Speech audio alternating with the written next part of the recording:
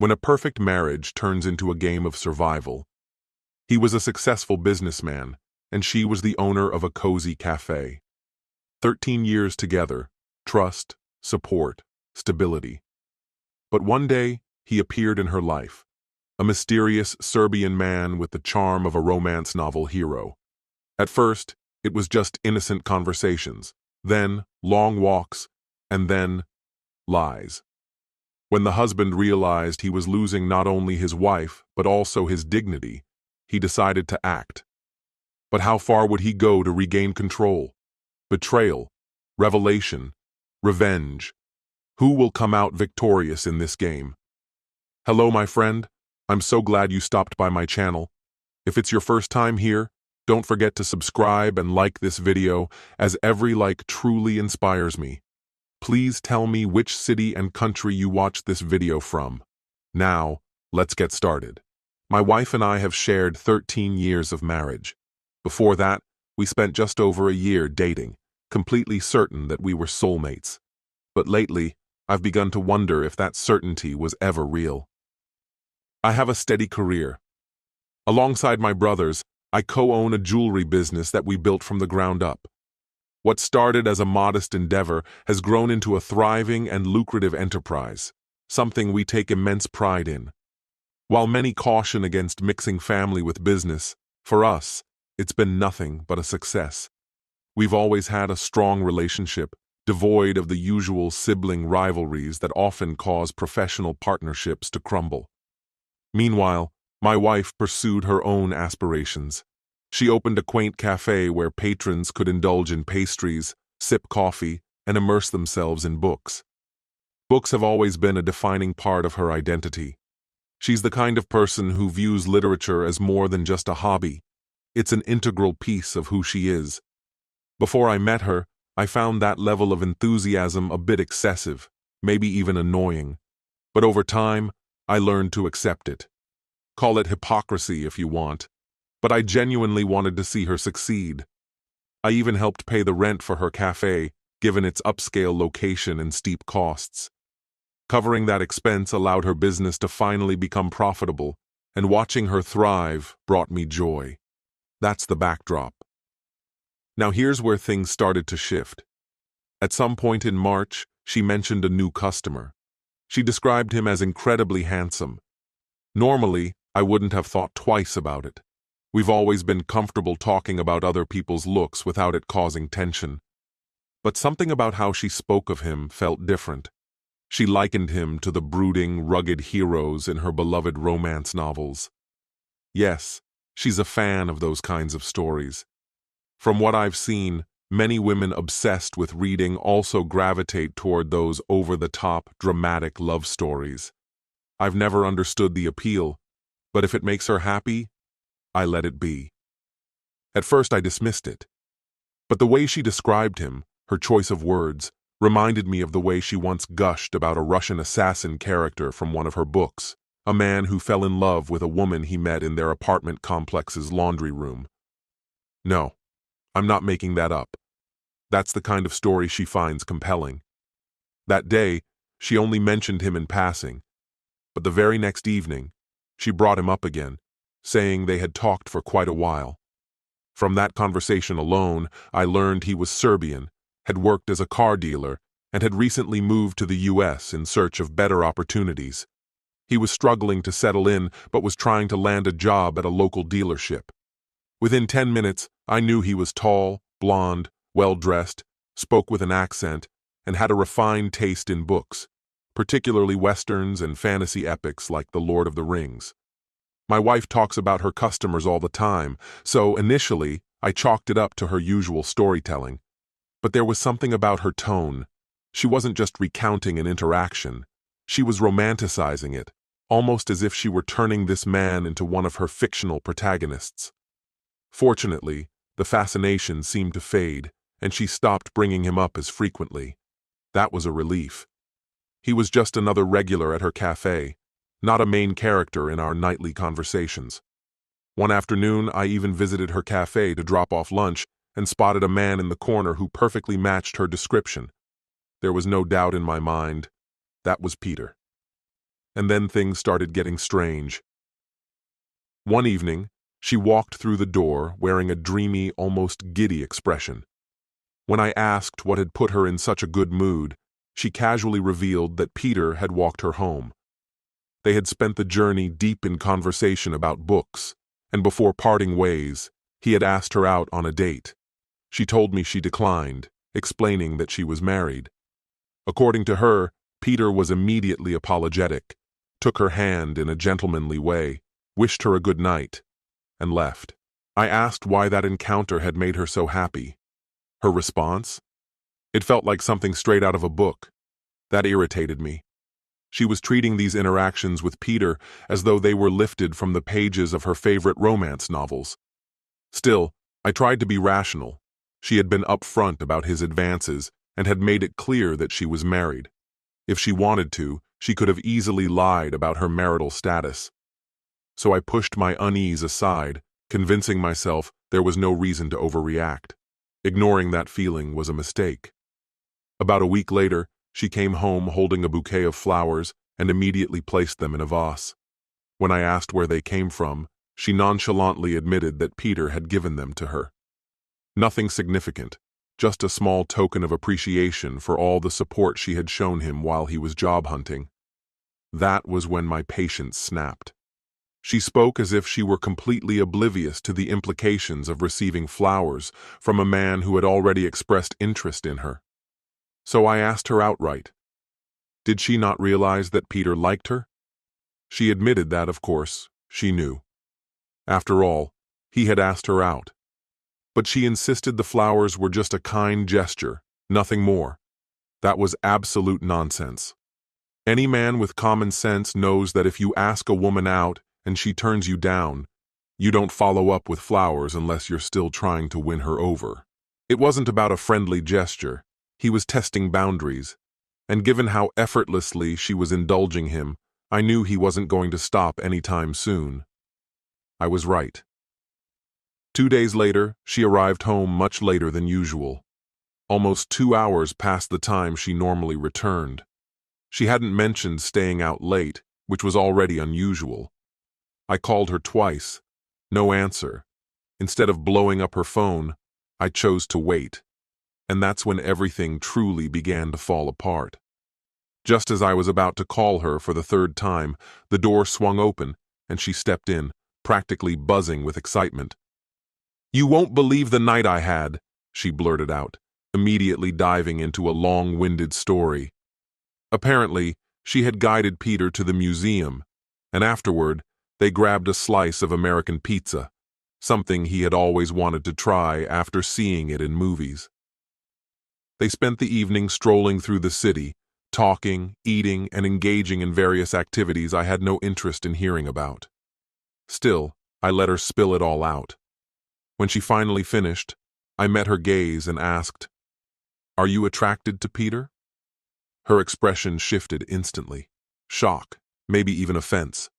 She denied it without hesitation, assuring me that I was the only person she had feelings for. She insisted she was just being kind, showing hospitality to someone in a foreign country with no friends or connections. Her reasoning made sense, but something about it didn't sit right with me. So, I made it clear, she needed to stop seeing him. That, of course, sparked a heated argument. She accused me of being insecure, said I was overreacting, and insisted I had no reason to feel threatened. She went on, but none of it eased my frustration. Even so, I kept my emotions in check. I didn't yell. I simply held my ground. I told her she could interact with Peter at the cafe since he was a customer, but beyond that, it had to end. To drive my point home, I asked how she'd feel if the situation were reversed. If a Serbian woman had come in to buy a bracelet, and I had decided to take her on a personal tour of the city. She dismissed the idea, claiming she'd understand, but we both knew that wasn't true. By the end of it, I found myself sleeping on the couch. No surprise there. The only silver lining? The topic of Peter seemed to vanish from our conversations, which did wonders for my peace of mind. I knew they'd still see each other at the cafe, but that was a controlled environment. As long as she continued coming home at her usual time every night, I chose to let it go. And for a while, things seemed normal, until one day when I unexpectedly stopped by her cafe and she was nowhere to be found. Peter wasn't there either. That alone didn't prove anything, but her unexplained absence? That was a red flag. I debated whether to wait for her return or ask an employee where she had gone, but I didn't want to cause a scene. Instead, I headed back to my car across the street. Just as I was about to leave, I saw them. She and Peter were walking side by side, their arms intertwined. Every instinct screamed at me to confront them right then and there, to unleash all the anger boiling inside me.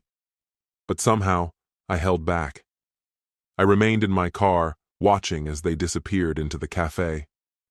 Then, I drove away. That was yesterday. Processing it has been torment. I wanted to confront her the moment she got home, but I forced myself to wait. There's an advantage in knowing something the other person doesn't realize you know. It allows you to see through their deception. So, I played it cool. When she walked through the door, I casually asked about her day. She recounted an uneventful work shift, making no mention of spending time with Peter. That was all the confirmation I needed. And that brings me to now. Should I confront her outright, or should I gather more evidence first? I'm leaning toward the latter. Something bigger is happening here, and if I act too soon, I might never uncover the full truth. Update. I found more than I ever wanted to. It took time to muster the courage, but I knew I had to get to the bottom of this, no matter how much it hurt. I had never been the kind of person to invade my partner's privacy, but I shoved aside my moral reservations. The truth mattered more. The first opportunity came while she was asleep. I took her phone and went straight to her messages. As expected, Peter's name was there. They had been talking non-stop on WhatsApp. I exported their entire chat to a text file and sent it to myself, making sure to erase any trace of what I had done. Then, I checked her gallery. There were several photos of them together, laughing in different locations across the city. Nothing blatantly incriminating, but enough to deepen my suspicions. I sent those to myself as well and deleted the evidence. It took less than 5 minutes to go through everything and put her phone back exactly as it was. Then, I picked up my own phone and started reading. If she had woken up and caught me, I would have come up with an excuse. But she didn't, and what I found made my stomach churn. One conversation stood out among the rest. They had been discussing a book my wife had recommended to Peter. For clarity, let's call her Miranda. Peter. The way the main characters remind me of us, Miranda. Miranda. Yes. That's exactly what I thought. The brooding, mysterious hunk and the artsy girl who's torn between him and her boyfriend. Peter. And passionate, intimate scenes.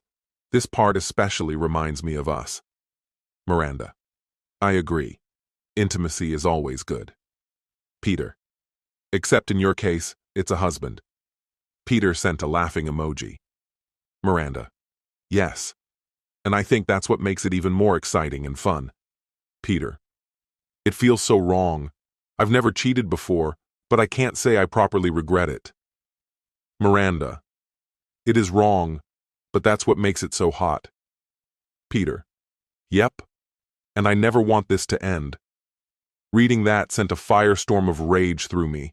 I had to leave the house before I did something reckless. I walked aimlessly through the streets, my mind racing, my vision blurring with the weight of betrayal. It felt like I had been wandering for hours. When I finally checked my phone, it was only 3 a.m. Now I know, and I have no idea what to do next. She was still sound asleep. Have you ever felt the gut-wrenching horror of realizing you've been deceived, only to discover that your partner is actually basking in her betrayal? It wasn't just the unfaithfulness that broke me. It was the sheer delight she took in keeping me oblivious. If she had shown even a shred of guilt, perhaps the sting would have been slightly less sharp. But the thrill she got from sneaking around? That was the final straw.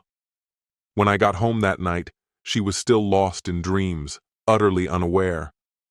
I grabbed her phone and went straight to the damning part of her conversation with Peter, using her own device to record every incriminating message. I needed undeniable proof, something irrefutable. Miranda had deluded herself into thinking she was starring in some grand, forbidden love story straight out of the novels she adored. But casting me as the clueless fool in her fantasy? That was a cruelty I wouldn't tolerate. She had no idea that her little game was over. The divorce was already in motion, and there was no turning back. And Peter? He wouldn't escape unscathed either. I didn't know exactly how I'd make him suffer yet, but I was determined that they'd both feel the kind of agony that cuts straight to the soul. Update. It's done. And it was magnificent. The final chapter of the adulterous Miranda and her Serbian lover has been written. They never realized they should have feared me far more than they did. Let's skip the mundane details. One morning, as Miranda went about her usual routine, I took an Uber and positioned myself across the street. From my spot, I had the perfect view as a process server waltzed into the cafe and handed her the divorce papers in front of everyone. Watching her face crumble in real time, absolutely priceless. I didn't wait around for the fallout. I had seen what I needed. I continued my day as if nothing had happened, enjoying my work and the refreshing silence that followed. No desperate calls, no pathetic attempts at reconciliation. That void of communication was a symphony to my ears. She knew she was caught. There was no way to undo it. At least, that's what I assumed. That night, she came home in pieces, mascara streaked, nose running, completely wrecked. For a brief second, I almost pitied her. Almost. Maybe some long-forgotten remnants of love stirred within me. But they faded as quickly as they came. Through sobs, she kept demanding answers. What had she done? Was this about Peter? That's when it hit me. She had no clue just how much I knew. She was fumbling in the dark, trying to assess the damage, wondering if she had left any loose ends. I considered exposing everything, but instead, I let her believe I had only seen them together once, strolling arm in arm. Her whole demeanor shifted. The begging became defensive, the pleading laced with veiled insults. She called me ridiculous for ending a marriage over something so minor. Sure, she admitted it was wrong to meet up with him, but insisted I was overreacting, jealous, insecure. She oscillated between groveling and gaslighting, unsure which would get her what she wanted. I made the decision easy for her. I told her to pack her things and leave, and she did. That was the official beginning of the divorce process, and let me tell you, it was exhilarating. I had more assets at risk, sure, but I also had the resources to secure top-tier legal counsel.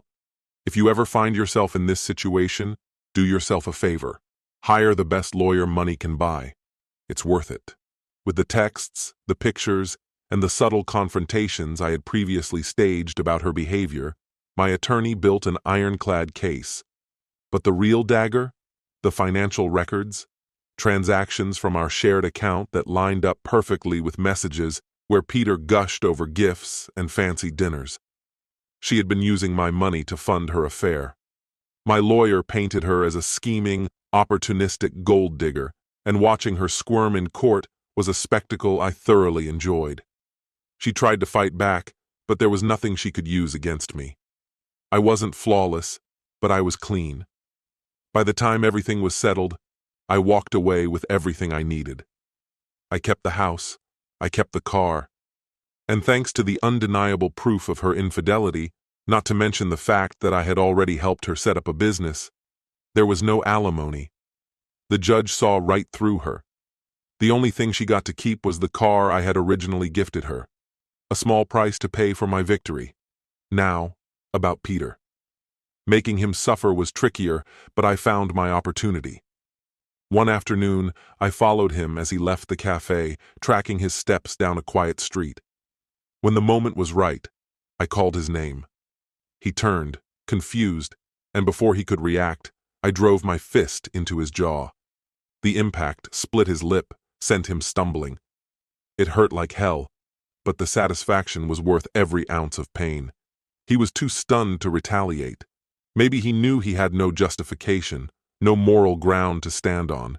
He simply got up and walked away. I wanted to do more, but anything beyond that would have invited legal trouble. Still, knowing he'd walk around with the mark of my fury, that was enough. Miranda's misery, however, was far from over. Remember the cafe I had been paying rent for? Well, the next payment loomed, and with its prime location, it wasn't cheap. When the deadline arrived, she called me, her voice trembling. She begged for help, pleaded for just one more favor. But I was done. I told her to sell her car if she needed money that badly, and hung up. The calls continued for days, each one met with silence. Eventually, she sold the car. I knew this because she called me just to curse me out. Apparently, I was the heartless one, the villain for abandoning her at her lowest. I simply reminded her of how thrilling she had found sneaking around. Her only response was silence. Now, I wait. If karma is real, she'll lose the cafe too. Without my financial support or my bookkeeper covering her mistakes, her failure is inevitable. Watching everything she built crumble has been the most gratifying part of all. And me? I'm standing strong, single, financially secure, and completely at peace. Don't get me wrong, the betrayal and divorce were brutal. But in the end, you either let the past consume you or you move forward. And that's exactly what I'm doing. To everyone who offered advice and support, you have no idea how much it meant. You helped me reclaim my life. This story has come to an end. Betrayal is not just infidelity. It is a blow that shatters trust and destroys years of shared life. In this story, we see how one reckless step can turn love into war and romantic fantasies into a real tragedy. But the most important thing is not the betrayal itself, but how you respond to it. You can break down, drown in resentment, or you can pull yourself together, gather evidence, and come out victorious. Do not let betrayal destroy you. Respect yourself, protect your boundaries, and remember, in the end, the truth is always stronger than the lie. What's your opinion? Share it in the comments, my friend. And if you liked this story, check out other exciting videos on my channel. I'll say goodbye until the next video. See you.